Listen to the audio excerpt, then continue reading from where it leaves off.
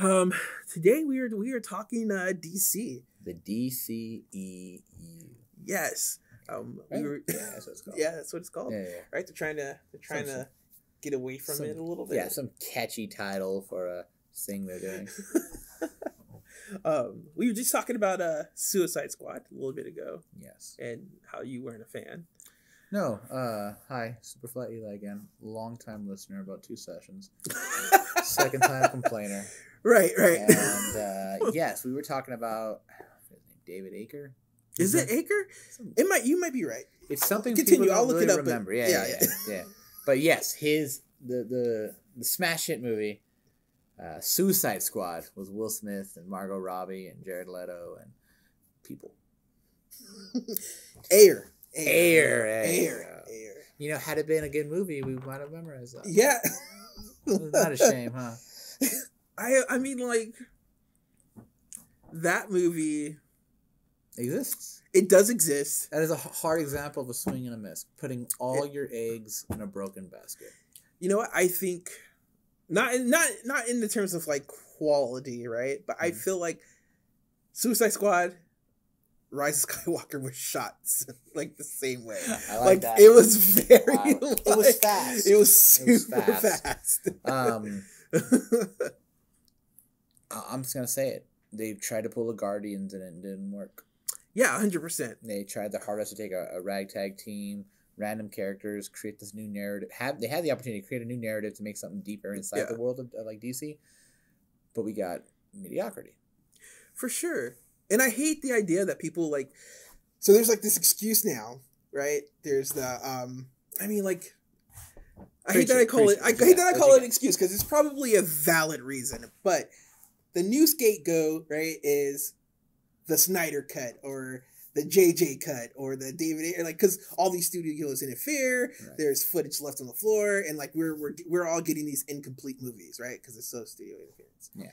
And I think if that's true, then that's what we got from the Suicide Squad. There's a ton of studio interference. However, with everything wrong with that movie, and I know I remember you telling me your feelings on this. So I already know how you feel, but I'm going to say it anyway. I did like Jared Leto's Joker. Oh my god! You know what? Before we rip each other new ones, I'll play a game with you. Okay. We'll go back and forth saying what we like about that Joker. Okay. And I'll be optimistic about it. Okay. So and then we'll jump back and then I will share my opinion of the things I didn't like. Is that fair enough? That's fair. Because I want to be fair to you. Okay. I don't want to shoot down this damaged version of a Juggalo Joker. It's so true. From but Academy Award winning Jared Leto from Dallas Buyers Club. I loved it so much. So, I will go first. Okay, go ahead. So, I like an ED. I liked that he had metal teeth. I read somewhere that the whole purpose of that was it was because Batman kept breaking his teeth. Yeah. So he had to get fillings, and at this point they're all 100%. I thought that was kind of cool. If that's what it was, that is cool, showing like he's had run-in with Batman before. Right. I liked that aesthetic on his mouth. Okay. It's one. That's one. Now pass it to you. Okay, so we're just doing one at a time? One at a time. I don't have that many. Okay. Spoiler alert. I don't have that many. Okay. Had to fish for that one. I liked. Geez, I dug the teeth gimmick, right? Mm-hmm. I loved that. Loved a strong word. Oh man, I loved that. Like much like the Joker, he was unpredictable. Okay, it's true. He was like you had no clue. Like I mean, like granted, there was a lot of like cuts and stuff fell on the floor. But it gave you the impression of like, you don't know what Joker you're gonna get. Like, like there, at one moment he's like laying on the floor with a bunch of guns and knives. The next moment he's sitting in some dude's lap. Like you just didn't know what was going to happen. Here's one. I like that his relationship with Harley wasn't so toxic. And what I mean by that is you see it a lot in the Batman animated show. You see it in the comics too. Sometimes Joker just seems like he doesn't give a crap about her, beating her, hitting her, a lot of physical abuse. I like that in this movie there was some romance expressed between the two. I mean, not too much, but at least he seemed sad when he thought she got blown up. Spoiler alert, she didn't. He breaks her out of prison in the end. Like, there's all those little nods, like, okay, he cares for her, not just because he needs her for a scheme or for some way to like be the superhero, but there's a genuine care for her. There's a flashback, or not a flashback scene, but a what if scene that Harley had. Right. Like her and Joker had a kid, and they're like, yeah, they were normal. Yeah, I like that. That was really sweet. I liked that. Okay, so I liked that they brought back like the showmanship of Joker, because you remember back, like, you know, definitely during the cartoon, like, he does like all these outlandish pranks. I mean, he's very much out in the open. And you take Jack Nicholson's Joker. Yes. They had a parade down the street. Yeah. Prince wrote his song and destroys the museum. Yes. Yeah. And then, so now you got, fast forward, now you have Jared Leto. He's got like some weird purple Lamborghini-ish type car. He's going down. Obviously, he's like at nightclubs. He just doesn't care. Who knows he's around. So I dig that. I think that's what leads to the reasons why I didn't like the Joker. You could have done so much with him. And he was only in the movie for like 5 minutes. Yeah. Something like that. Yeah, definitely. I don't like the way he looked. I don't like the tattoos. I don't like the damage. And I think a lot of that's because of the marketing. Right. You saw the posters of it. You've heard the behind-the-scenes stories that Jared Leto was sending condoms to co-stars. I didn't know that. Yeah. I heard that he was like condom to co-stars and like dead animals, all that stuff. I heard about the dead animals. I did not hear. I could be wrong. No, I'm a jackass with an opinion, so I could be wrong. But I think I remember reading that, and I was excited. Like, cool, he's going really method with this. I wonder where it's going to go. And then you get Ace Ventura, Pet Detective, honka, and I was just discouraged. Yeah, I was just out. I couldn't, and I think a lot of that is the direction that the DC movies was trying to go. They were trying to go too hard, too fast, and they're trying to play 5 years, 6 years of catch up in a year. And rumor had it too that during this time, even with the comic books, the big push was Batman and Suicide Squad. It was a little after or before the rebirth phase of DC Comics. So you had Suicide Squad, Harley Comics. Suicide Squad was meeting with the Justice League. Batman had like 20 titles. You had the All-Star Batman. You had the Dark Knight 3 that came out. Batman's Tom King's run. All the stuff pushing for these characters, hoping the movie was going to bank that. And there was a boost in sales of Guardians of the Galaxy when the movie came out. People were interested and it helped. I think they were trying to recreate that, and it was a swing and a miss because they rushed it. Absolutely. And I think, like, again, like I just talked about, like, that whole excuse about, like, studio comes in, there's a lot of stuff on the floor. Like, apparently there's, like, so much footage of Jared Leto and Harley Quinn that was just cut out. So we'll never know what that would look like. When I first saw the first photos of Jared Leto as Joker, I was low-key, like, off-put by the tattoos also. I agree. But looking at it now, immediately I was like, I guess this is what, like the generation now, this is what they're into. You know what I mean? Like, almost everybody has tattoos now. Like, the huge pop icons of today are all tattooed up. Yeah. So I figured, literally on the face. Yeah, literally, yeah, tattooed up. So I mean, like, I feel like that was, if that was a David Ayer decision to say, like, okay, well, I'm gonna take this old ass character and try to make him relevant today. I'm gonna slap some tattoos on him. I was like, nah, that's kind of lame. But through Twitter, you know, he would explain a certain amount of tattoos, right. you know, damage. Obviously, he's been beat up several times by Batman. He's got, like, the Robin tattoo for... The smile on the hand was really cool. That was dope. I like that. And again, all that stuff would have been great being fleshed out. Either giving him his own movie. For sure. Or, hey, maybe we have the intent of making Suicide Squad a two-parter. I think I didn't care for the big CGI monster in the end. I didn't care for... Yeah, I did not. Who was it? The Enchantress storyline. I didn't care for the CG-looking creature who looked just like the one from Justice League. But you had the character. I thought Will Smith was great as Deadshot. Yeah, so did I. I know somewhat of the Deadshot lore. I've read the comics. And to have Will Smith play him was awesome. He's a great actor. It was a cool character.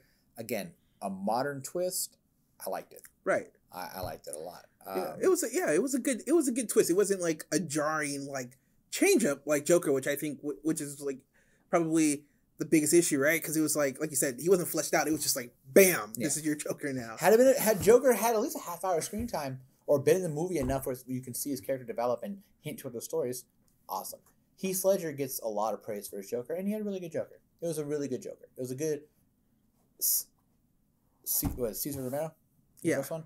A good nod to that in the look and the laugh. I liked that take on it, but what that character had was opportunity to flesh himself out through his dialogue, through the two made-up stories, his actions, showing his genius in the way he breaks things down. I think if Jared Leto had a fighting chance and had some of that, maybe we'd have a different conversation. Definitely. But the fact that he didn't, which you brought up a good point, and it worries me some. Studio interference. Right. Snyder Cut, and where we're at now. And Watchmen. I don't know if you guys remember the Snyder Watchmen movie that came out. Right. So you have all this studio interference coming from Warner Brothers. Right. But Marvel Studios is not having the same complaints of interfering movies. They have a big rep on creative differences for sure. Right. But have you ever had a conversation with somebody or seen through social media like, oh, release the Joss Whedon cut of Avengers, or oh, release this and Definitely, that. You don't get that because you get a satisfying movie that comes out. Definitely. So if throughout these cuts, throughout the stuff the studio tries to intervene, either they're these old school evil billionaires depicted in cartoons where they're really trying to shut down the fandom, or there's more going on.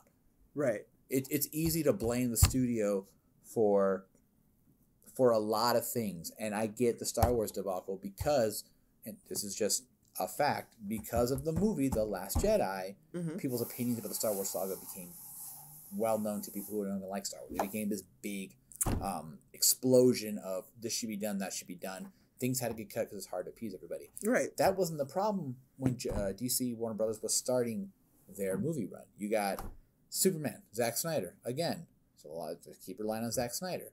And it was a dark, gritty take on Superman. I think that's just Zack Snyder's take on Superman.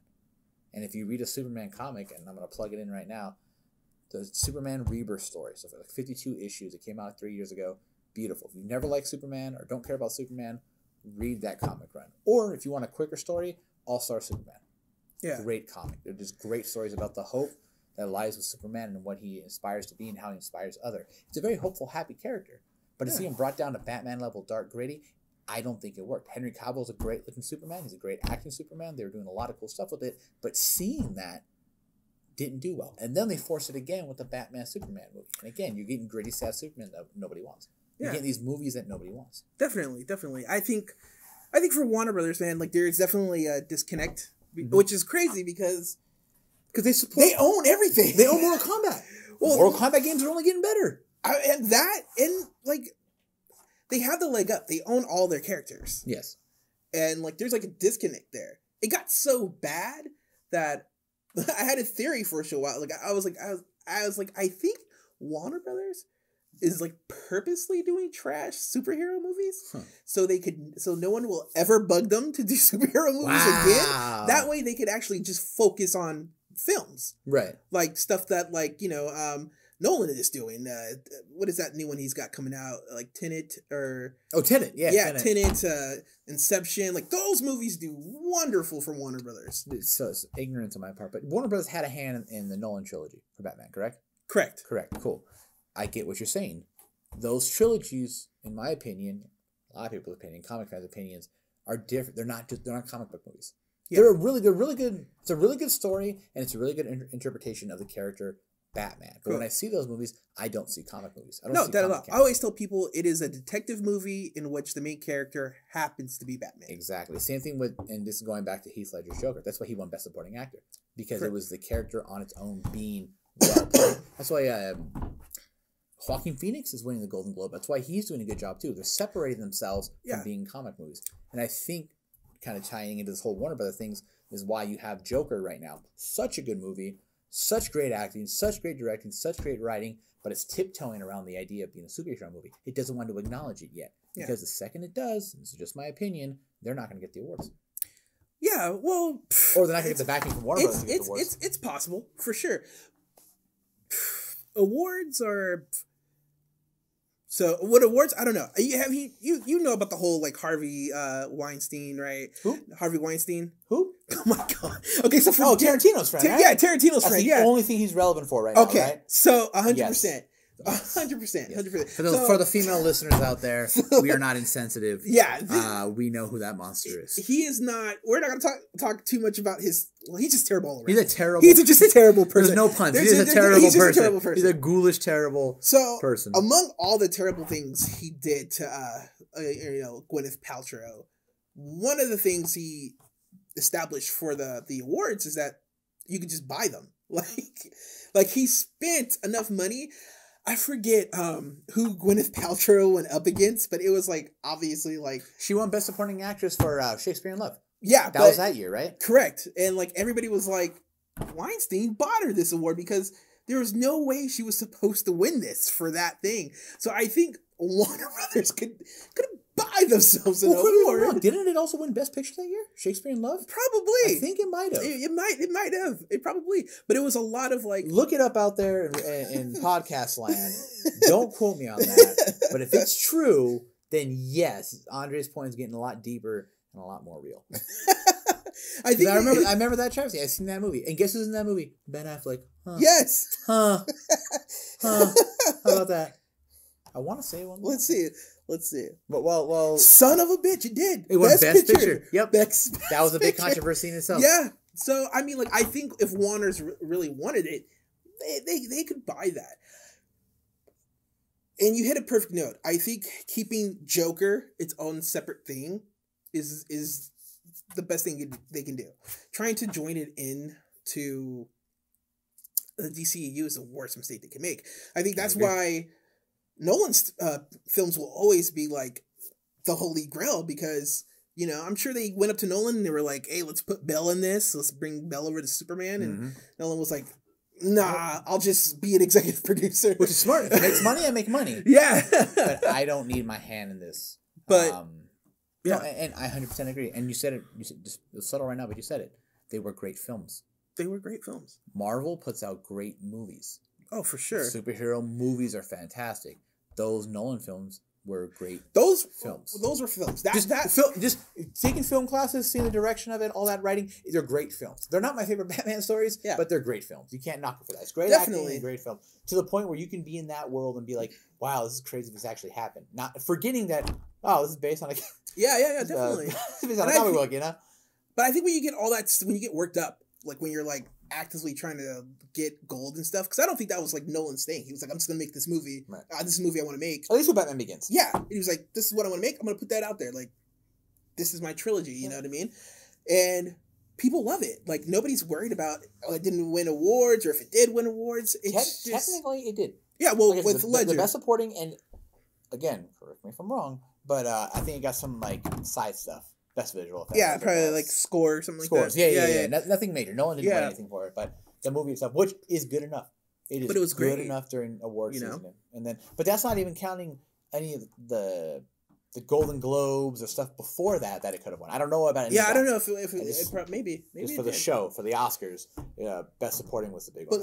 But letting those films, like if they just let the Joker just be the Joker, because bringing it back to like the world of comic books and like these movies that Marvel are putting out and like DC wanting to connect the universe, my biggest gripe with the Joker wasn't until like those little rumblings started to happen. Like, oh, they're going to try to connect it, because I was spoiler alerts. We're going to be talking about Todd Phillips' The Joker, which recently just came out. It's great, fantastic movie. I love it. Good or bad, it's worth a watch.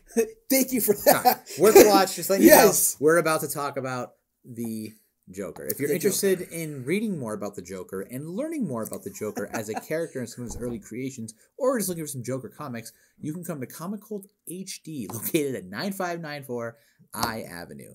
That was my plug. Now I will unplug. In the city of Hesperia, California, 92345. There was an extra plug. I pulled it back. There it is. Back to the Joker. So when they started talking about connecting it to the world, I was like, that's going to be a horrible problem. Yes. Right? Because the reason why I loved Leto's Joker is that even with little we got, it was evident that I could believe him as a problem for Batman. Like, he's just unpredictable. Like, I get it. Like, Batman would have kind of an issue with this guy. With Joaquin Phoenix's Joker, him being like so, like, if Leto was grounded, Joaquin was grounded. Like, he was super grounded. Like, this guy wouldn't survive in Batman's rogues gallery. Like, all he needs is a hug. Maybe a couple pills, you know? So you're not a fan of the mental illness route they went with this Joker? Or being so flushed out as sympathetic? I am a fan of it. I'm not a fan of it if they try to connect it to Batman. Okay. If they try to... Because you're dealing with a guy who's like fighting penguin people, Two-Face. Penguin people, I love it. Oswald Cobblepot is not actually a penguin. Don't let Tim Burton fool you. He's just a rich dude with a weird nose. And they're supposed to be doing like Superior Penguin, right? And so like... Something like that. Yeah. And so... Like, in the new one. For the new... Correct. Called the Patterson movie. Yeah. The Batman. Correct. So like... These are dudes who like... Directed by... Guy. Yeah. Senior. So these are all like super villains, whereas this guy... He does have. I mean, I although I can't see him in Arkham, I can't see him being an issue for Batman or any Batman. Like he would just be like, "Stop," you know, like I'm not gonna hit you. Like you're clearly. So you're talking like physical fighting. Physically, I'm talking about planning, masterminding. Okay. Like I don't think that Joker, he couldn't be a villain for. New Batman, any Batman really. I see what you mean. You know what I mean? I like that. The way I felt this movie was setting it up was he's more of an inspiration of villains to come. Right. Because you're right. If let's say the Ben Affleck Batman, he's going to kill him with a punch. Yeah. To his testament, Joaquin Phoenix lost a lot of weight for this role, and it's crazy scary. But the child could punch him on a good day, and it's a wrap. You know. But keeping him separate is its own thing. Awesome. Let's see. Maybe by the third film, he grows into a threat. I like if they went the inspiration route, I think that'd be better. This is my personal opinion. Like, oh, maybe he inspires another. Why not have more Jokers? But the DC Black Label, which is the adult comic run of DC Comics now, are working on a story called The Three Jokers. All I really know about it is there's been 3 fucking Jokers in this whole thing. Pardon my language. I don't know what rating this is. No, we're good. You're free to go. You're free. All right. You're free to good. Like you're free to good. No, but there's supposed to be 3 Jokers, and it's supposed to explain a lot of why Joker can do so much and why there's so many different Jokers. It's a cop out, but it's warrants for an interesting read. If that's what they're gonna do with the movies, that'd be kind of cool. Like, oh, sweet, this Joker had influenced other people, and we've evolved to this. Now that we're in a world of superheroes, we can have supervillains. Because the way the Joker movie explains, there is no hero, idea of a hero. Right. In 70s Gotham. Right, it ends with the death of the Waynes, right? Spoiler alert. So because I haven't thought about that too. What I love about that movie, and I recommend watching it twice. If you watch it once. I'm gonna say some stuff to you right now, and then watch it again. So get ready to listen to what I'm gonna say. Okay. It's not. I mean, kind of my original idea. Not really. I think myself and a bunch of other people put it together around the same time, but those other people probably wrote it down and got it published first. So if that's the case, I'm agreeing with them. This whole movie is told in the narrative. The narrative of this movie is told through the eyes of the Joker. Right. Already in Arkham, already who's losing his mind. And if you take it like that, this might just be this psychotic character's justification of why he's a Joker. None of it can be real. None of it can be true. We don't know. So the theory is you're watching this movie, and in his mind, because he's so crazy, he would come up with this story. He'd be so egotistical. He would take credit for creating Batman. He would take credit for this whole movement and the state of where Gotham is now. And he would make himself the hero of the story because of these certain situations. But by the end of the movie, he gives his final laugh. He's laughing with a psychiatrist who resembles the one he saw in the beginning of the movie, meeting his problems. Same kind of lady, same kind of environment. And it's one of the only times in the movie you hear him laugh. There's twice in the movie you hear him laugh. That scene and the scene where he shoots Robert De Niro. It's the only genuine laugh Joaquin Phoenix gives. The laugh of just pure joy and excitement and acceptance. So the theory is, this whole time in therapy has been him in his mind creating this. So when we get to that point and starts laughing, she asks him, what's so funny? And he told him she wouldn't get it. Because he's so twisted, and he knows himself too that he's crazy, that thought of all that being real made him laugh. That's a good... Real or not, it made him laugh. Because cut to, it implies he murders her immediately. He's walking in Arkham with bloody feet, trying to run away. Right. Which would make sense that this whole time he really was the super villain, crazy Joker. Okay. Because the story that we got was a fun made up what if to justify everything he did. And that ties back into like him not even giving a crap or giving a shit about his origins anyway in the comics, right? About his origins, of why he came, like, oh, this time. It was a callback to Heath Ledger's Joker having 2 stories of why he was a Joker. Yeah. For his mother and for his wife. So this would be a funny, like, yeah, if I had an idea of why it was because of my mom, this would be oh, and I'm so crazy in the mind, what if I was related to Bruce Wayne? Yeah. There's a lot of stories where Joker knows that Batman's Bruce Wayne. Or it's implied. He's just so crazy he doesn't care. There's also other stories too where he never wants to know. But I think where this was going, the idea of, since he's so psychotic, he don't care. He wants to watch the world burn. Right. But what a funny thought if he actually had an impact in making Bruce Wayne. Some people just want to watch the world burn. Exactly. Awesome. So with that in mind, I could be completely wrong. Mr. Phillips, I would love to know what your process was. Mr. A, you're good. You don't need to respond to this podcast. You make whatever shitty movie you're making now. Oh, dear God. But Mr. Phillips, I don't know what you're doing, but it was brilliant. Go back and watch it with that, guys, into that.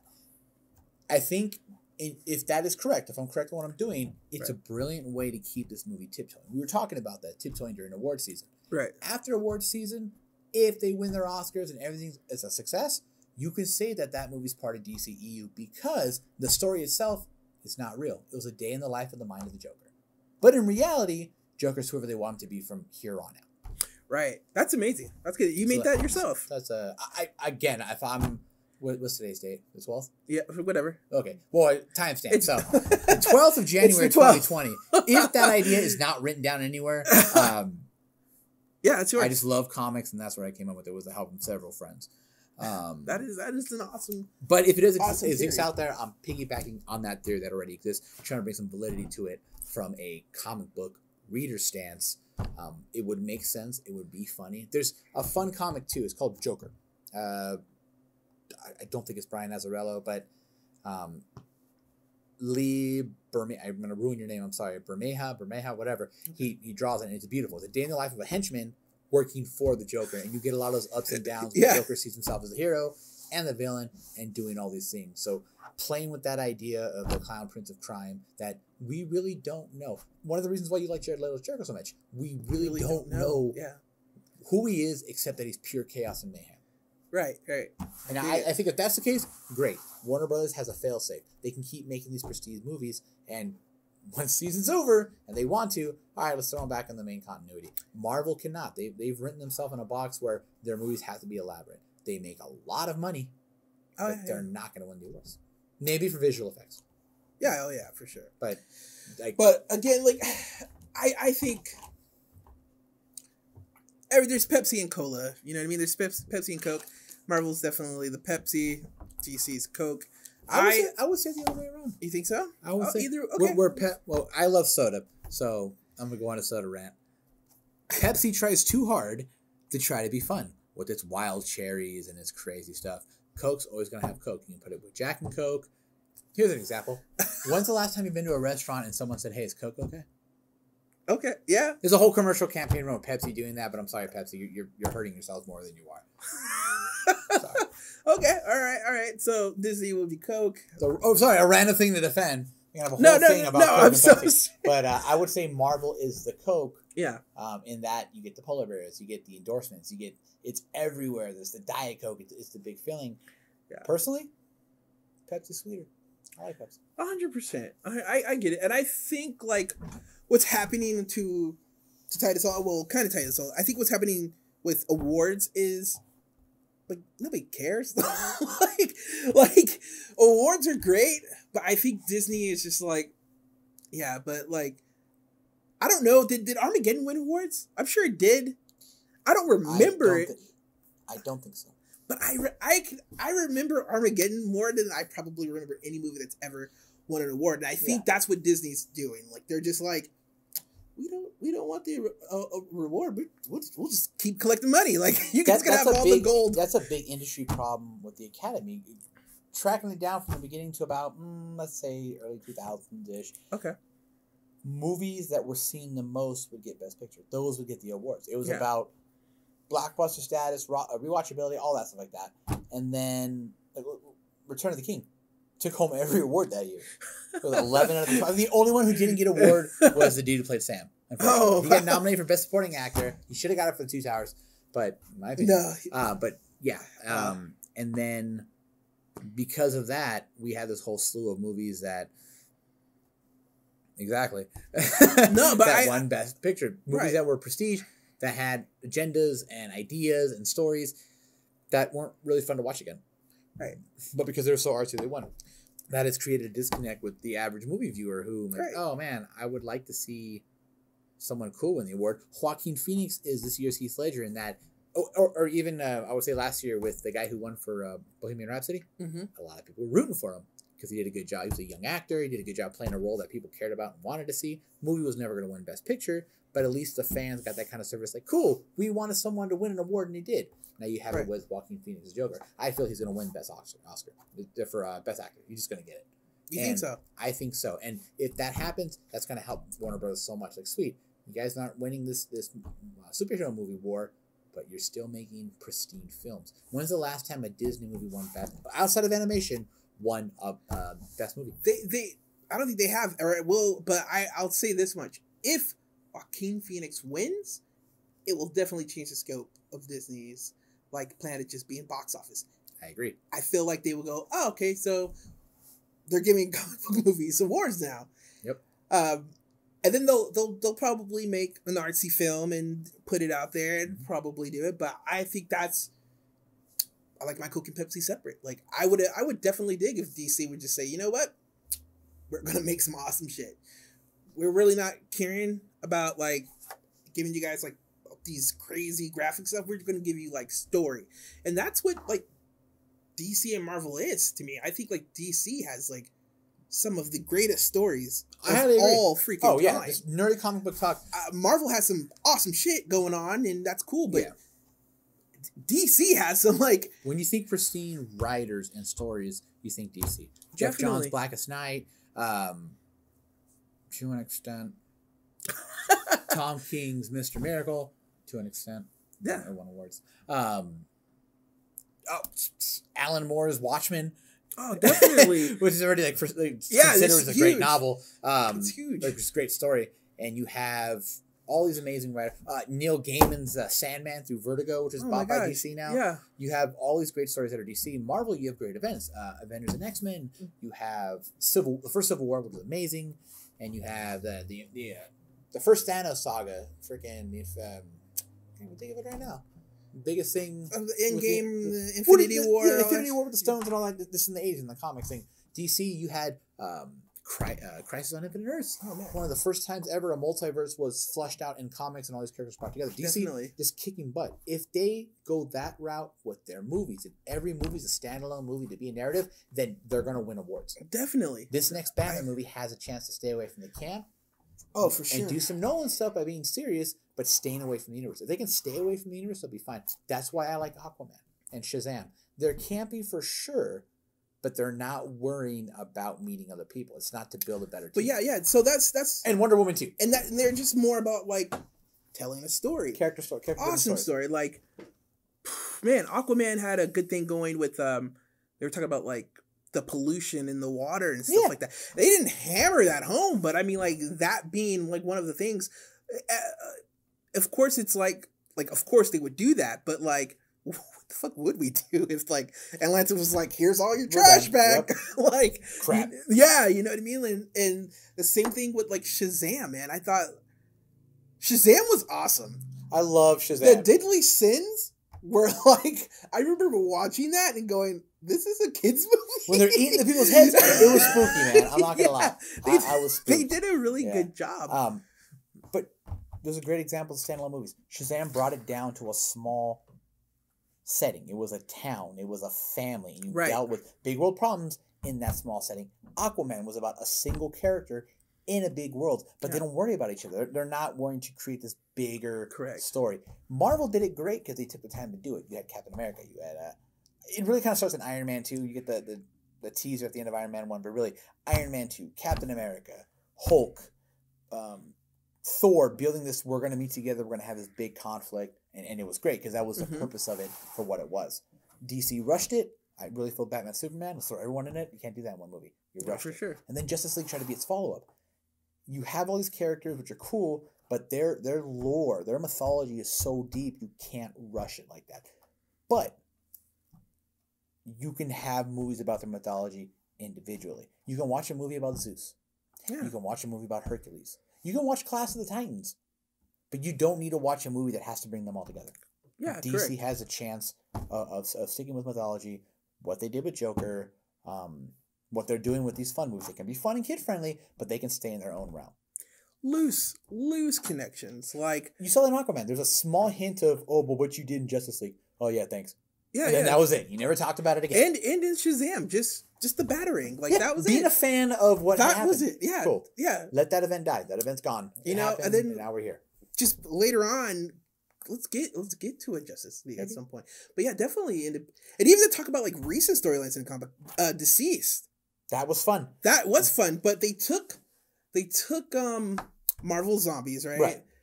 And when Clark had to like kill his dad. Spoiler alert. Fudge! You're a comic reader. A 5-issue series DC has a lot of standalone stories that don't mess with continuity, but they're just great stories. An example of great storytelling. And the recent one was Deceased. You can find it here at Comic Cult HD. We have some of the back issues. We can order the trades. It's a fantastic series. It's their take on a zombie apocalypse. I'm going to let Andre finish his thought, but I wanted to throw out there. If you haven't read Deceased, you plan on reading it, pause this next couple of minutes. Or if you don't care, we're going to talk about it. It's a really good comic. It's just really fun. But it's an example of DC storytelling versus other people's stories. Because Marvel's take on it, it's kind of like their take on... It's pretty much what they're doing with Carnage right now. And like there's a lot of like stuff happening. Where, the absolute Carnage? Yeah. There's a lot of stuff happening where like we're just like... We're going to put Deadpool in zombies and see how you like that. Or Wolverine, we'll see and all this stuff. We're just doing shit just to do it. Right.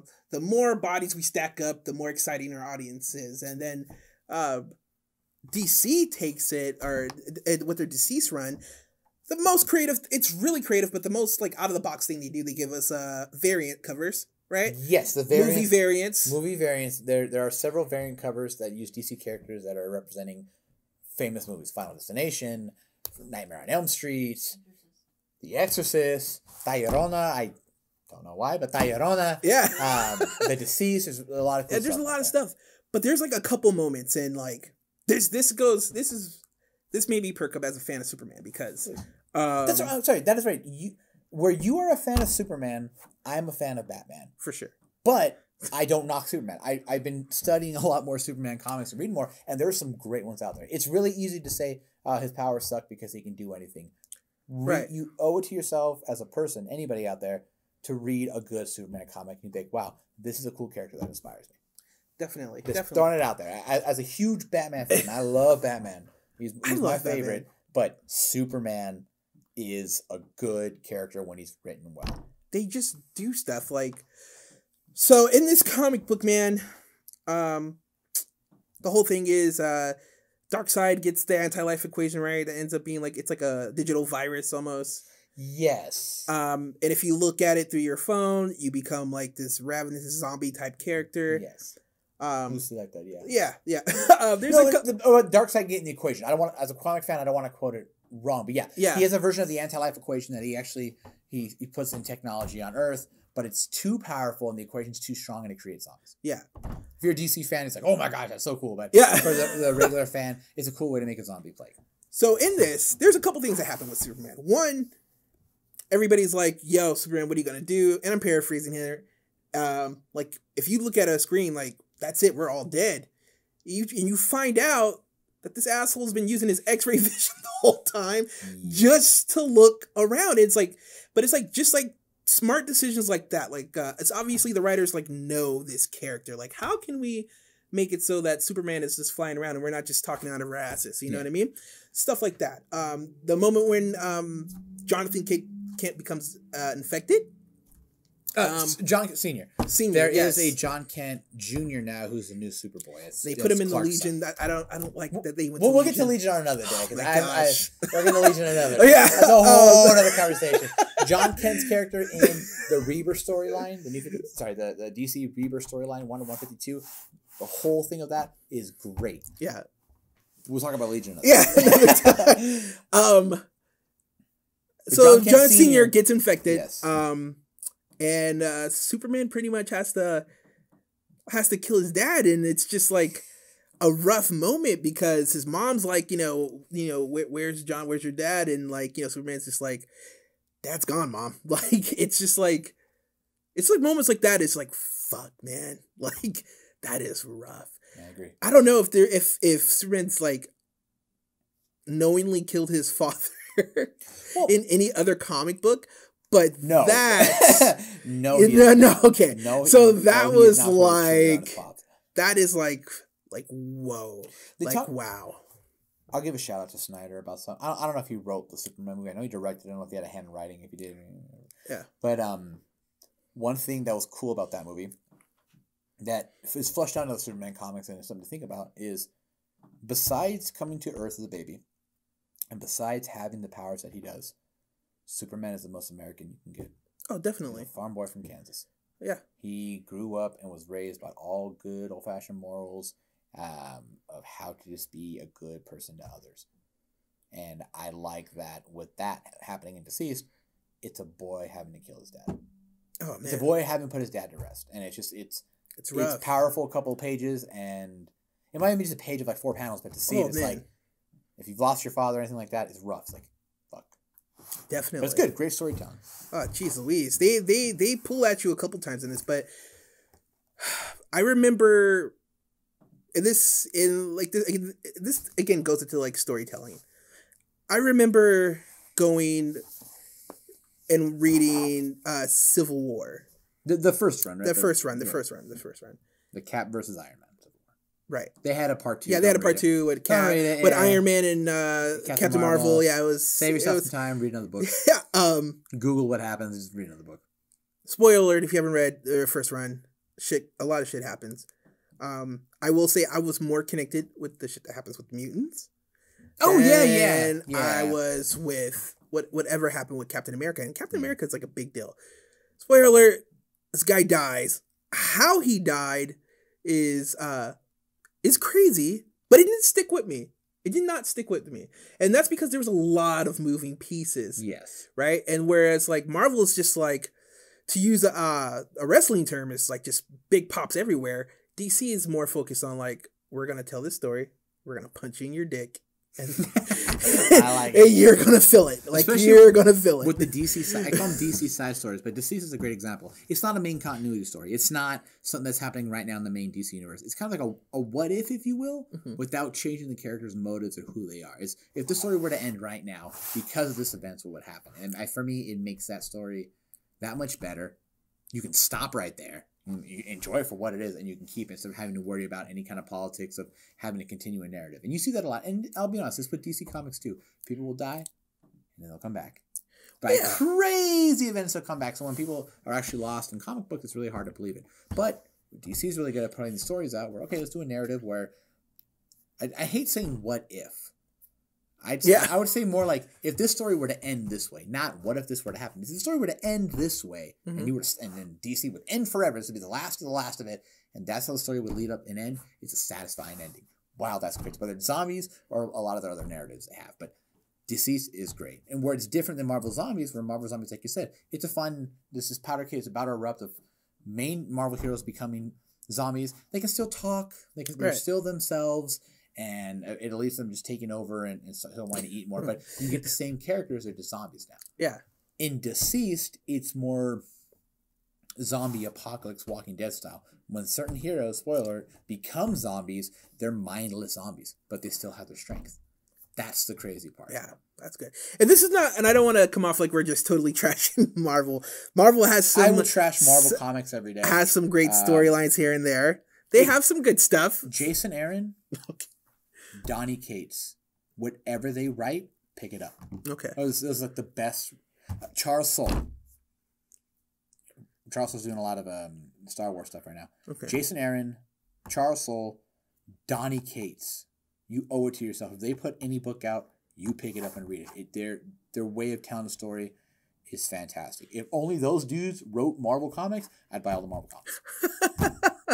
That's all I'm saying. If they're writing Marvel comics, I'm looking at the wall right now. I'm not seeing anything crazy from anywhere else. I would just stick to those. Right. This great. Donny Cates just finished up Absolute Carnage. He's doing Thor now. Jason Aaron's still doing Avengers. He just finished up his run with Thor with War of the Realms. And then Charles Soule is doing, I want to say, hang on, people. Nope, we're sold out of it. I think he's doing the Kylo Ren comic, but he was doing some Vader stuff. Fantastic stuff. Those guys, I will admit, they are great writers from Marvel.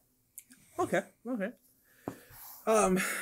But that kind of mirrors, well, sort of, Marvel mirrors itself in films as it does in comic books. In DC, you're left with all these awesome movies, and you're just like, they can't tell a fucking good story in a film? Like, what are we doing here? Like, good stories in comics, not in film. Yeah, you know. I agree. It's unfortunate that you have some of the world's best writers, but the studio can't meet eye to eye to them or with them to create stories. Now, that might change. The rumor has it there's a lot of DC content that's going to be coming to HBO soon. Yeah, Green Lantern TV show. We just had Watchmen. We just had the Watchmen show. It was really good. Definitely. If you're a Watchmen fan and you just want to see the story expanded, or in a sense retold, the Watchmen show and Doomsday Clock, which is the comic continuation of Watchmen that actually involves the main DC characters, Superman versus Dr. Manhattan. That's all I'm going to say. It's great. Yeah. I liked it. As a nerd, I liked it a lot. Well, yeah, it was super long because it took like 3 years to come out, but it's a really good comic. Now that it's out, getting there. It's done now. Once it's in a collection, it's a great story to read all the way through. They had a problem by releasing an issue every 2 months. It just didn't work out. Right. Not a good strategy for that comic. But DC has the ability to tell these great stories. Yeah. Over all this, even going with the Jared Leto Joker. So tying it from what we talked about. Right. Jared Leto's Joker, Joaquin Phoenix Joker. Yeah. The big difference, in my opinion, makes one better than the other, is the studio. When you take the time to write a story for a character, or flesh out a character. Not every movie can be an Oscar movie like Joker, but at least show some of that love. If you don't want to make a superhero movie or a camp superhero movie, you've made that known, Warner Brothers. You've made that known with the content we've gotten so far. Right. But if you're not going to focus on special effects, why not give us some storytelling? Yeah. As a movie production company, to fans who like your movies, why don't you just write us some stories? Definitely. And let us do our thing. Let us take it. Let us appreciate it. Don't try to be Marvel. Don't try to be the MCU. Right. Be you, because when you see it on paper, Warner Brothers is bringing home the bigger Oscars. Yeah. If we're talking film. Right. One's making way more money, but it doesn't seem like Warner Brothers is in a position where they're hurting because they're making pristine films. Oh my gosh. So give some of that love. It's your responsibility as a company to give some of that love, to just have good writers for your other movies. If you're going to hire a director for a movie, also hire a writer. Don't make them tag team. Don't make them do the same thing. Have some breaks in that. Definitely. In Zack Snyder's defense of which is rare, I will say, which is rare for me, I will say they literally hired the man they just hired to destroy the concept of superheroes, Watchmen. Interesting, I like that. And said, we want you to write a movie for superheroes. And they gave him Superman. And he's like, I just spent years destroying Superman on Watchmen. Now you want me to do a Superman movie? So I think that was probably like a hard transition for him. But I think that was trying to copy Nolan, though. You got grit with Nolan. You got this trilogy of just like well put together films because they weren't so camp. They're kind of gritty in what they were. And I think for some reason they thought that can transfer over to a Superman story. Nolan won't do it. Who can we get that can make kind of dark and gritty? Oh, Zack Snyder. I feel like they could make a grittier Superman work. However, they just have to read a Superman. I don't think anybody on that set really knew anything about Superman other than like he could smash through buildings. Yep. Like they not like, because if you get down to it, like you touched on it earlier, like Superman or Clark Kent is more American than anybody. I mean, like he's more American and, dare I say, more relatable because more people out there grew up in a home with the family, having to do chores in a small town, than growing up as billionaire, ninja, philanthropist. Right. But I love Batman because but this goes down to the writers. Correct. So many great people have written Batman stories that are just fantastic, and there's really good writers for Superman too. But taking that, just get some writers for your movies. or just people who care, right? Writers who care, because like I think anybody would have been like, if there was just anybody, I mean, like who cared, I feel like they wouldn't have made so many big mistakes with early DCEU things, because like I think if they had anybody who cared, the whole Martha thing wouldn't have been a thing. Maybe the destruction with Zod wouldn't have been a thing. Like just all that stuff, they would have been like cool things. The one thing I will say that Zack did well in Man of Steel, which I hate that movie. No, yeah, that's what it's called. Man of Steel, yeah. Yeah. Like the one thing he did great. Dark Knight, Man of Steel. Where you got that from? Why is it called Action Comics? That's way cooler. Action. Hey, sweet. That would have been cool. At least we knew what we were getting into. The one thing he did, and a lot of people hated this, but Superman killing Zod was really awesome to me, because it showed Clark, because that's Clark's biggest thing, is that he doesn't want to take life. Right. And him taking life and like screaming out like he did was like him going, okay, like I've taken a life. I never want to do this again. It shows a human side. Yeah. He's like, I don't ever want to have to do this again. That's the only thing. I agree. I don't think they need to destroy a city for it. No, not at all. I think having that device to lead into Batman and Superman, you have someone who doesn't care about Batman or Superman writing a story for them, and it's crap. And this is kind of a shade out there too. Some comics you'll see that where if people don't care for a certain character, they write them either as a bumbling idiot or as something just someone you don't care about. And it's been done with Superman too. It's been done with Batman. There's times where like some Justice League runs, Batman's not as smart as he should be. Right. Some comics crossovers that write Superman, he just seems more like, I can do everything I want. And it's unfortunate because when you have good writers doing these stories, they're fantastic. You can have good writers on almost any silly character you think of, and it's still a great story. Tom King did Mr. Miracle. Silly, fun character from Darkseid's planet, and you get this crazy story about trying to take your life and suicide and family. But it's crazy. It's a good testament. And now he's doing Adam Strange, which I'm really excited for him. And I think, and that was it Clayman's doing it? No, it's not Clayman. It's Tom King has an artist buddy, and I feel so bad because I can't. Mitch Gerard. Okay. And it's a great tag team in these stories, and they flesh out characters. And it's an example of a good writer can write a good story for any character if they care about the source material, whether they care about the character or they care about comics in general.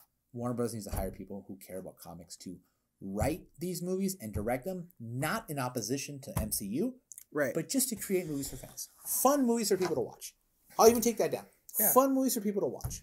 Even if they're not the most accurate, just fun movies for us. Definitely. I'll take a Superman movie where he's like 50% Superman. Like he doesn't have to have all his power right now. Let him figure it out. Yeah, they could dumb him down all the way. Like at least to get a very good story. Like the shitty part about that Man of Steel is he did all this destruction not knowing that he was gonna go into BVS. Because the original plan was just to go to Man of Steel. Yes. So like that's the shitty part, is like he was just like, I'm gonna destroy everything for no reason. And you have all this happening, you have BVS happen, and right when BVS happens, after all the events and them trying to take him to court and all the stuff, and the second he dies, now everyone's his fan again. There's a weird switch, and we feel bad we lost him. Really, because you were just not liking him. Tell me with you, Batman, you were just not liking him, hating his guts, and then now that he's dead, you're crying wolf. Like, no, we need someone. We need Clark was the big thing in Justice League, which we have to come up with a fun name for that trilogy of just shitty movies. The Man of Steel, Batman v Superman, and Justice League, like Superman's Potty trilogy or some crap like that. Superman and Friends, the Super Friends, the Super Friends trilogy, the Super Friends trilogy, Zack Snyder's Superman presents Superman trilogy, which is it's this whole thing. But when the Justice League ends and when Superman comes back and he's fighting CGI man, Steppenwolf, Steppenwolf, the DC supervillain that everyone loves and wants to see in a movie. Steppenwolf.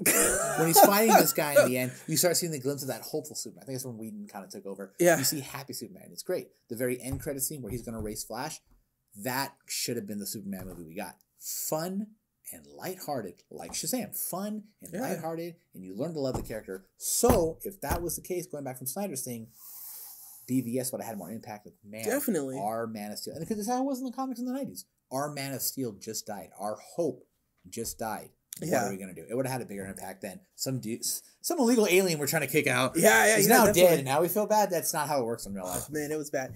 I mean, when my uncle Chewy, no one had a parade for him. Everyone was gone. His name was Jorge. It wasn't Chewy.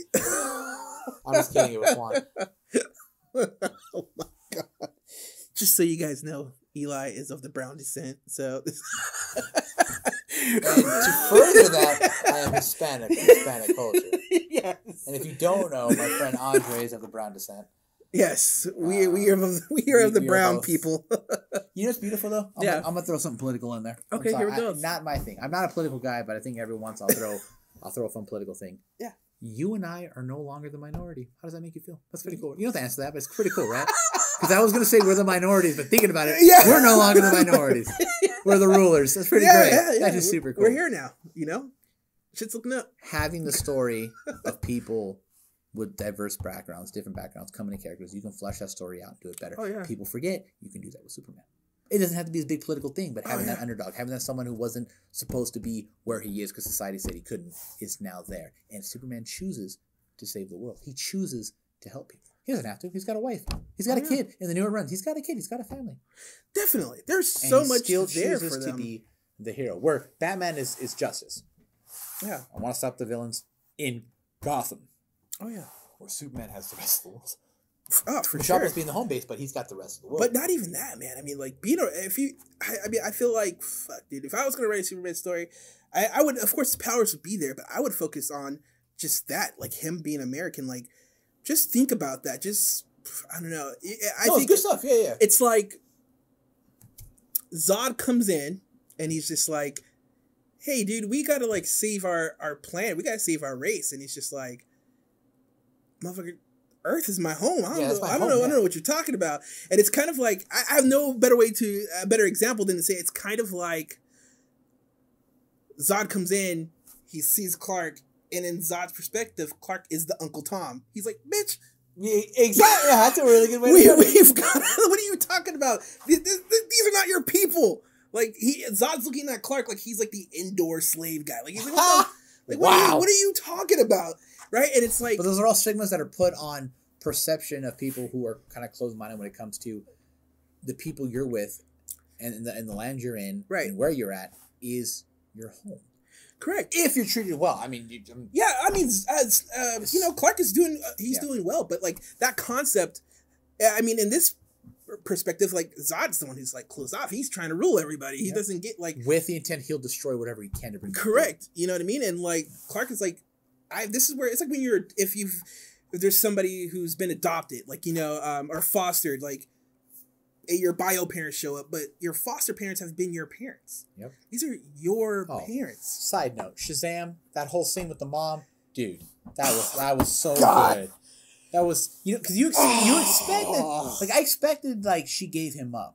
But I didn't expect her to be so cold-hearted about it. Damn, dude, I forgot all about that. And it wasn't even because, like, she didn't have the money to take care of it. It was just like... And still, no, I don't want you. Like, that was such a good thing. Oh my God, we're just praising DC. So but good. That ties into another story, spoiler alert, that's going on in the comic books. How we the kids' parents are God, and then Clark just find out his dad has done some shit in his time. Oh my! Are you talking about his biological dad? His biological dad is actually not like, I mean, because we grow up and we hear the Marlon Brando voiceover, right? Like Jor-El's like this great guy, but I mean, again, like that's what that kind of vibe. Dear God, that Shazam. That was so traumatizing that I blocked that out. Like, good Lord. What we're talking about right now is in DC continuity. This started with Rebirth and it started now. DC has phases of comics that last about 5 to 10 years. The latest one was Rebirth. Now they're about to start something new. But Rebirth is basically Dr. Manhattan of the Watchmen has an effect in all these crises that have happened in the DC universe. Infinite, the Crisis on Infinite Earths, Infinite Crisis, Final Crisis, all this stuff is because of Manhattan in a way. So you find out that when Krypton explodes, and while everyone's dying, when Jor-El was halfway being burned, Dr. Manhattan took him out of that universe and brought him to ours. So his actual biological father, Jor-El, is alive. And he had a crazy run on Earth where he murdered a lot of people. I think that was pretty great. It was really good. But leading up to what we were talking about, that's what that, if you don't know, Jor-El is actually, he did not die in Krypton now due to new comic book laws. He is around and kicking, and it's pretty messed up.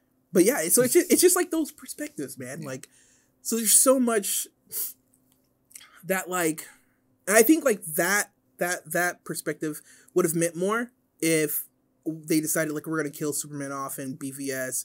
Like, this guy chose us. Like, his own people showed up at our doorstep, and he was like, so he literally killed his last connection to his culture for us. Yep. And now he's dead. Yes. So literally the hope is, but like that's if somebody cares. See, that's the thing. And all we're doing is summing up what the movie was trying to say. Yeah. 100%. That's all we're doing is summing up. But writing and love.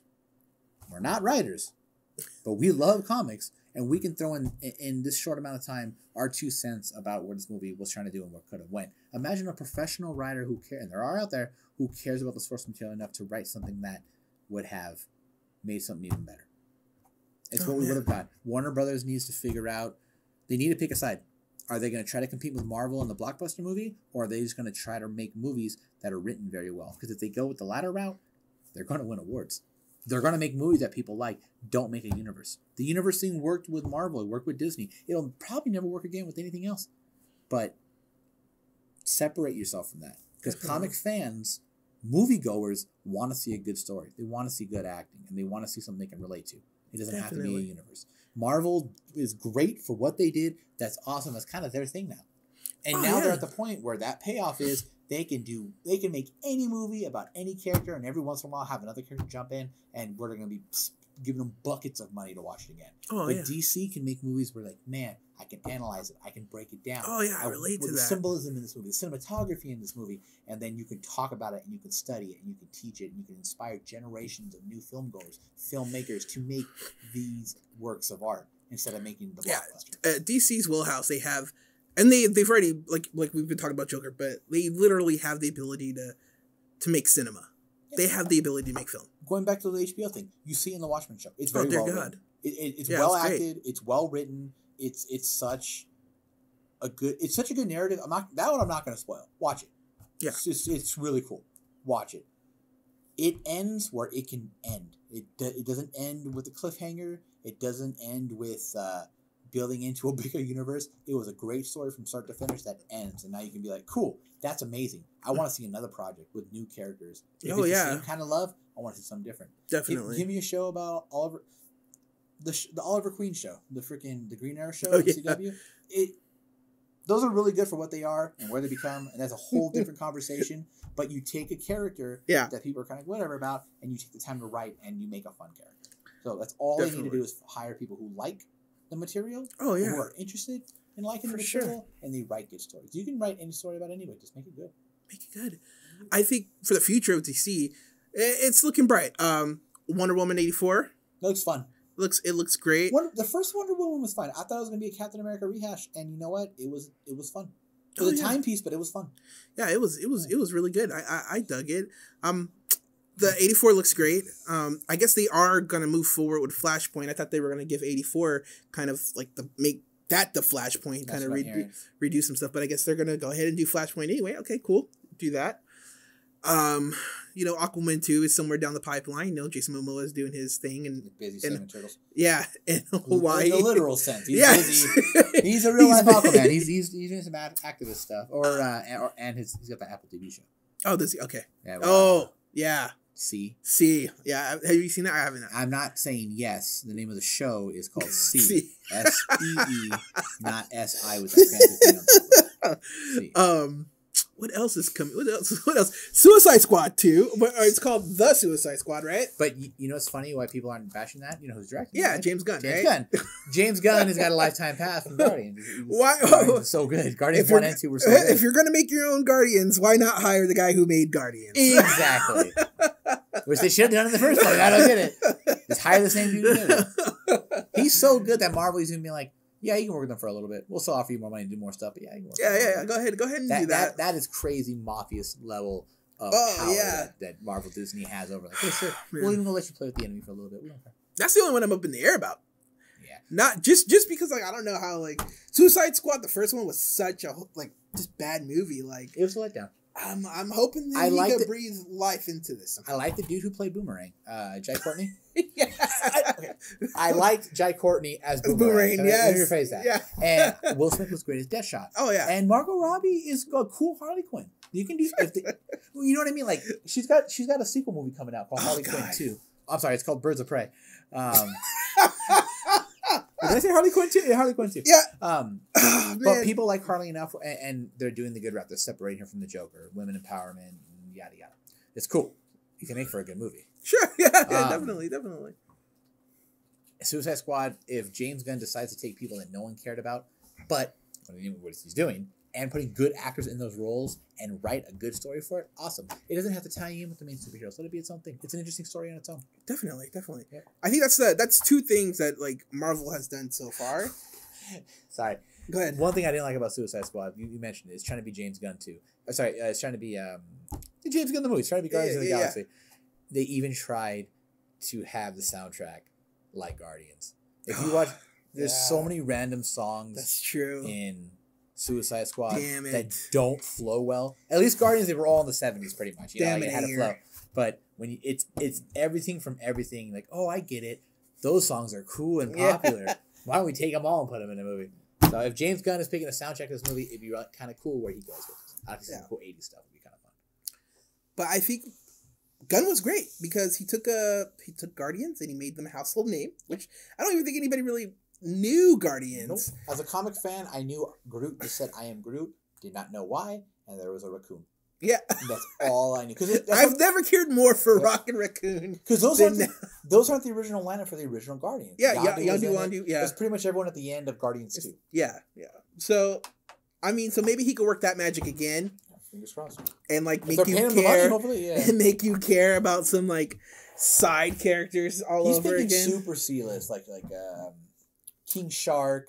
I wouldn't be surprised if Condiment King's in there. Like super random stuff. I love King Shark, by the way. Let's go. Yeah, I love him. I think that's like the only like 2 like Flash episodes I've ever watched is when he shows up. Oh, King Shark. Yeah, that's it. Do you like gorillas? Because Flash also has gorilla villains named Gorilla Grodd on Gorilla Island. Yeah. So it's like Gorilla Grodd. It's a fun character. It's literally. Oh man, it's. I'm just now realizing. Skull Island is something different. Sorry. No. Oh man, I just ruined DC for me for a hot second. The gorilla is cool. Don't knock the gorilla. Is cool. Okay. However, I am just realizing that DC literally has made their own Wakanda, but it's gorillas. Those are your words, not mine. I'm just saying, like, it's literally a place in the middle of Africa that nobody can see. Super high tech. Super high tech. It is. Nobody knows where it's at. It's literally Wakanda. Who wrote this? And I cannot think of any other parallels. No. Those are the only parallels. Who wrote that? Okay, so something to think about. Okay. Most DC stories were written before Marvel stories. Oh, 100%. So is it that we have a city that parallels Wakanda, full of gorillas? Or somebody went gorillas. Or a writer said, hey, this is a city about gorillas. Let's make Wakanda. Yeah. So that's for you as a listener to read and let us know what you find out. Because depending on the timeline, one is extremely racist. Yeah. And the other is extremely silly. So we'll let it you. It's cool. Decide. But before I put those together, they were it's a conspiracy for a whole other day. Yeah. But I think for DC as a whole and Warner Brothers the film, I think they need to kind of take a page out of Marvel's book and get like at minimum get their TV universe in line. Maybe I would say just move all that to their online Marvel's streaming TV service. DC's TV? DC's TV. Because there's like a ton of wild stuff going on. And I do think, like, when you're trying to build a universe or, like, or just build up your characters, TVs does affect. I've literally had somebody walk up to me and tell me at college and say, like, we were talking about the Arrow universe, and this was like the most I've seen was the first season, and this is when like Oliver Queen was straight up just murdering people. Yes, I was a fan of the first season. Like he was just straight up killing dudes. That's pretty great. But he comes up to me and we're talking. He was like, and I mentioned like, oh man, I hope we get like a Batman in one of these, or like at least Bruce Wayne. And then like he was like, well, you know, Bruce Wayne isn't all that important because like, Ra's al Ghul actually chose Oliver Queen. And I was like, and what? Like, what? What? Who told? I was like, who told you that? Ladies and gentlemen out there, remember something very important. Comic books and movies and shows are 3 different mediums telling stories. One story does not trump the other. If you want to go for actual comic mythology lore, the comic book will trump the other ones, no matter what. So just know that when you think certain things about characters that were written and changed because they were too afraid to put Batman in a TV show. Adaptation is the word to remember. Adaptation. I remember that. Ra's al Ghul. That was the whole fear. It's like, if we make a show about Batman, it might bomb. Also, we're trying to make the movies, and there's no way Ben Affleck's going to make the show. This is too much money. Right, so right. they wanted to, like, this is not do Bruce Wayne. Like this, because that's a fear too. What if you make a Bruce Wayne Batman show that's more popular than your Batman movie? You run a problem. So Oliver Queen, no one gives a crap about Green Arrow. But it's a good show. Yeah, I'm telling you right now, past second season to where it's right now with Crisis on Infinite Earths, everything that Arrowverse has done, it is fantastic. It would have been cool to see it in a movie. Oh my god. I'll tell you, there's a couple things. There's only a couple things I like about that universe. So definitely not the race thing, but their take on the Royal Flush Gang was awesome. I haven't seen that. If you've seen the first season, you've seen them. They're like literally the first villains. Okay, then yeah. Yeah, they literally show up like the people who are robbing the bank in like the first episode. Right? They're the Royal Flush Gang. They literally have an ace on their mask. One of them has a queen. I was like, oh shit! I was like, that's dope. Geez, maybe that's it. Like, I think they did their take on Suicide Squad, right? And I thought that was kind of dope. Yeah, that was so they had a dead shot. They had to kill off. They had Quinn. Right? They had Quinn in the background. You hear her voice, and they had Deathstroke, and they were going to build up to that, and then that's when they decided, no, our movies are going to be BVS and Suicide, and then that's on its face. And so, but the one thing that ruined Arrow for me is, continuity. This guy went from like being trapped on an island to being off the island several times, and I was just like, okay, is my man trapped on the island, or did he? Oh yeah, no. He just kept getting off, and I was like, just go home. Have you seen The Witcher? Have you seen Netflix's The Witcher? I have seen The Witcher. So you've seen The Witcher? I have. Spoiler alerts for The Witcher. Well, you know, no spoiler alerts for The Witcher. But if you've seen it, you understand what I'm saying. The narrative device they used in The Witcher of their timeline and continuity, I think, was original because it was consistent. Correct. But what you're saying about Oliver Queen is like, yeah, there's 5 times to get out that island in the first season, and he found a way back. Either you can't swim or you can't stay off like that. Yeah, that's so. It's like watching. It's just so much like. What this is ridiculous now. This is Tom trying to kill Jerry over and over. This is a coyote trying to catch a roadrunner. Right. You've done it. You've killed it. This is not the kind of story where you should be doing that. So I'm saying, like, in a sense of, okay, you don't have to totally remove them off TV, but at minimum, like, let's get some continuity in there. And I think, like, let's take Ben Affleck's Batman. When we see Ben Affleck, he's been Batman for some time. 2 movies now, technically 3 because he pops out in Suicide Squad. Right, but he's a withered Batman. He's been through some shit. Yeah. Doing like what they're doing now, but doing like a Batman Year One, like they tried to do with Gotham. God knows what they were there, but they're did well. Yeah, kind of. It did not need to be that many seasons. I can tell you this much: that Batman at the end looked like he hit the treadmill. Like that's the whole boy. That's the whole boy from the OC. I was like, what are we doing here? His suit was popping out that suit, but but if we did maybe young Bruce in his 20s, Year One on TV.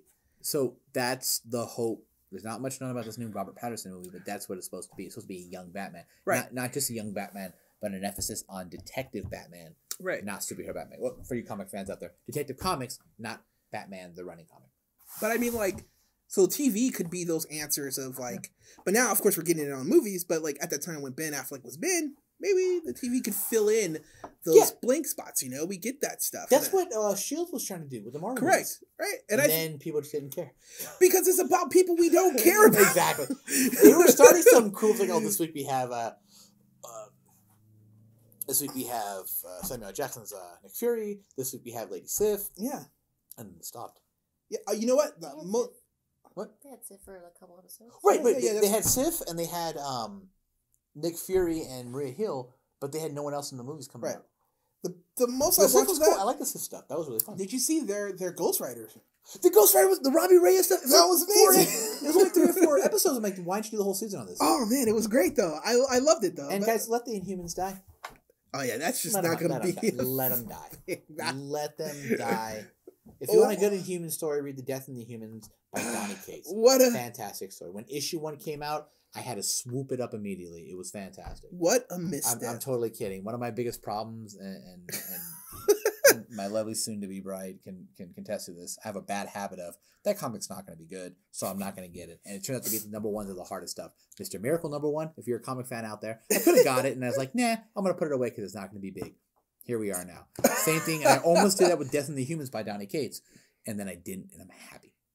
So that's a fun thing for comic fans out there. That was just, man, Marvel was really trying to bypass that X-Men thing, man. They were really trying to make Inhumans mutants, but it's just like, words. And now that we got the mutants back, cool. Yeah, there's too much going on. I think we gotta wait a long time before we get that. A good sign though is that when they get a property back, they put love to it in the comic books. There's been a recent comic run called it's technically pronounced House of 10, Powers of 10. But everybody calls it House of X and Power of X. Yeah. Jonathan Hickman has made this technically 12-issue fantastic, great X-Men story. Now he's doing continuation from it. But if that love is going to the comics, I'm excited to see what they're going to do with the movies. Oh, definitely. You know what? I'm shocked that, again, this is like, but again, maybe they're just not wanting to rush it. Maybe that's a good thing for DC. But I'm shocked that DC hasn't like pulled the trigger on metahumans yet. They were hinting with Flash. I think that's where we're going to see most of it. Oh, okay. You think we're going to get some stuff? Because they do it in the shows too. In the Arrowverse shows... Nobody cares about the show. I know. But when the Flash show started, they started talking about metahumans a lot, and that's how they introduced his rogue gallery. And then you find out there's metahumans and other stuff, and then they just introduce, Because even that terminology too, it really got flushed out when that Arrow show thing. I noticed like in the comics in the recent 5 years, they started using that hard. Metahuman. It's always been around, but it's really being just pushed in there lately. And I think they mentioned it somewhere in... I think they had to, man. In one of the DC movies they did. I think it was Suicide Squad, like the metahuman known as Flash, or some bullshit like that. I think they had to push it though, because Marvel started using it for a little bit. Yep. And so I think DC was like, either you guys got mutants, okay? Metahumans is ours. Exactly. So now everyone's a metahuman. Yeah. Fun fact, Batman is now considered a metahuman. Yeah. On the guys that... Joker is too, right? I don't know about Joker. It would make sense. Because he stabbed himself with inf metal, is it was called? No, that wasn't Joker. He got stabbed with metal, didn't he? He get stabbed with inf metal? No. Yeah. I think he did. In the Batman Who Laughs? Maybe. Okay, whatever. Maybe. Because there's the Batman Who Laughs. Maybe. We're going to come back to the Joker thing. Yeah. but to wrap this up, because Nick and ran over this whole time, going from the Joker, going from the DC movies and the Marvel movies, DC really needs to decide, you have source material, you have great stories, you have things that can make for entertaining film and movie, but you need to decide, are you trying to make the next blockbuster series, or are you trying to make good films? And if you want to meet in the middle, then just make good movies. They don't need to be this big story where everyone ties in with everyone. Just make us fun movies. We'll watch them. Hire a nerd. There needs to be a nerd consultant. Fun fact too, most hardcore nerd comic fans mostly read DC comics. So you're in good company. Yes. Some of the best stories. Dark Knight was one. Frank Miller's Dark Knight, something we didn't talk about earlier, and Year One, because you mentioned it. These are all outstanding DC stories that will make for great movies. They don't have to tie in with everyone else. All-Star Superman. You're a Superman fan, right? Have you read All-Star Superman? Yes. I'm just going to throw it out there for the people out there. Yes. What if Superman was diagnosed with cancer?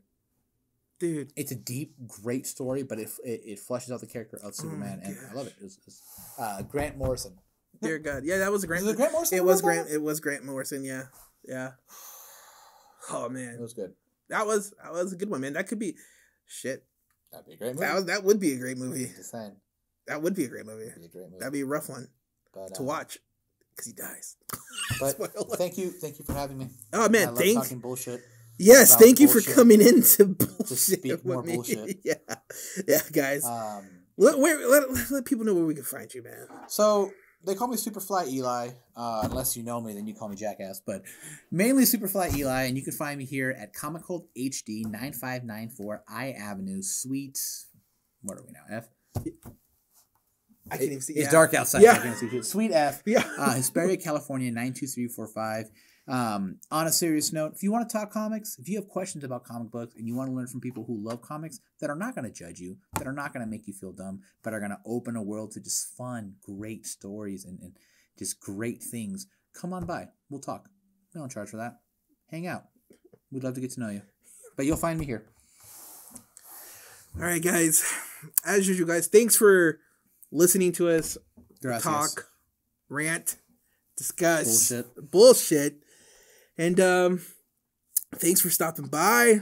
And you guys stay excellent. Stay warm. Where we're at, it's freezing. Oh, dear God. Please stay warm. It's freezing. If you have a loved one, hold them tight. If you don't, get one. Okay. Bye.